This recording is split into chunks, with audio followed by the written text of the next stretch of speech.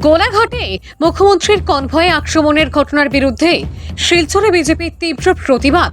আক্রমণকারীদের কঠোর ব্যবস্থা গ্রহণের দাবি জেলা বিজেপির।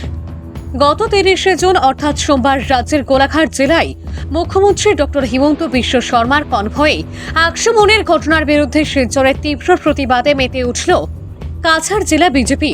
মঙ্গলবার জেলা সভাপতি রূপম সাহার নেতৃত্বে শিলচরস্থিত বিজেপি কার্যালয় থেকে এক প্রতিবাদী মিছিল বের করা হয়।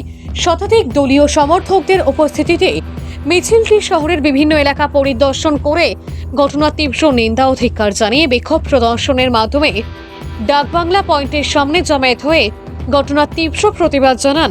সংবাদ মাধ্যমের সঙ্গে কথা বলতে গিয়ে বিজেপির জেলা সভাপতি রূপম সাহা জানান, গতকাল মুখ্যমন্ত্রীর কনভয়ে সংগঠিত হওয়া আক্রমণের ঘটনা গোটা আসামের জন্য এক চিন্তাজনক বিষয় হয়ে দাঁড়িয়েছে। এ ধরনের ঘটনা সাধারণ মানুষের সুরক্ষা ও নিরাপত্তার এক বিশাল প্রশ্নের মুখে এনে দিয়েছে। কংগ্রেসের গুন্ডা বাহিনীরা যেভাবে সক্রিয় হয়ে উঠেছে তাতে গভীর উদ্বেগ প্রকাশ করেছেন তিনি। বিগত পঞ্চায়েত নির্বাচনে কংগ্রেস যেভাবে ভরাডুবি হয়েছে তাতে গোটা দলটি বর্তমানে দিশাহারা হয়ে উঠেছে বলে কটাক্ষ করেছেন রূপম সাহা। কংগ্রেস বর্তমান শাসক দলের সঙ্গে লড়াইয়ে হেরে যাওয়ার ফলে আজ নোংরা রাজনীতিতে মেতে উঠেছে বলে অভিযোগ বিজেপির জেলা সভাপতির। মুখ্যমন্ত্রীর কনভয়ের উপর আক্রমণ করার ঘটনাটি কংগ্রেসের সঙ্গে পাকিস্তানের যোগসূত্রকে প্রমাণ করেছে বলেও এদিন মন্তব্য করেছেন তিনি। গোটা ঘটনার নিন্দা জানিয়ে রূপম সাহা আক্রমণকারীদের বিরুদ্ধে সরকারকে কঠোর থেকে কঠোরতম শাস্তি প্রদানের দাবি জানিয়েছেন। আসামের ইতিহাসে বহু চিন্তাজনক ঘটনা ঘটেছে।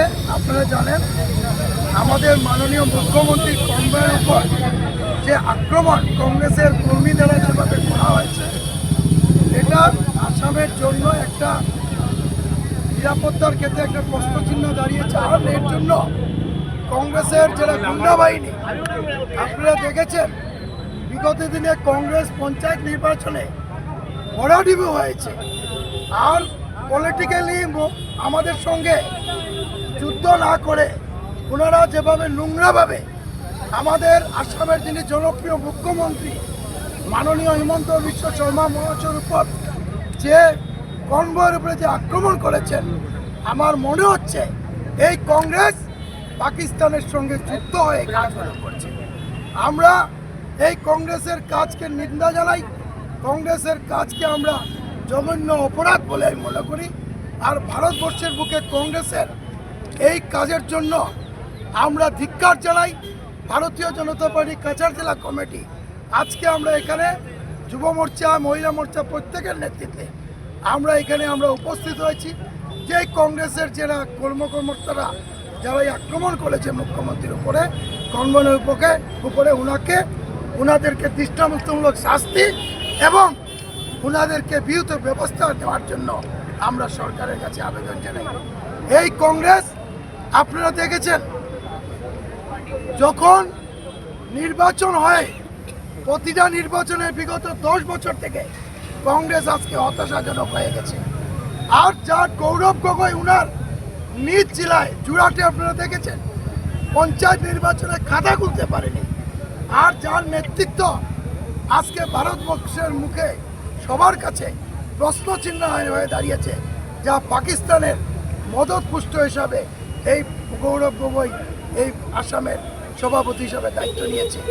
আজকে প্রশ্ন হয়, উনি সভাপতি হওয়ার পর আমরা দেখতে পাচ্ছি আসামে সন্ত্রাসবাদ সৃষ্টি হয়েছে, যেখানে আমাদের মুখ্যমন্ত্রী দিনে রাত্র পরিশ্রম করে ল অ্যান্ড অর্ডার ঠিক করে রেখেছেন। এখানে কংগ্রেস কর্মীরা ল অ্যান্ড অর্ডার নষ্ট করেছেন।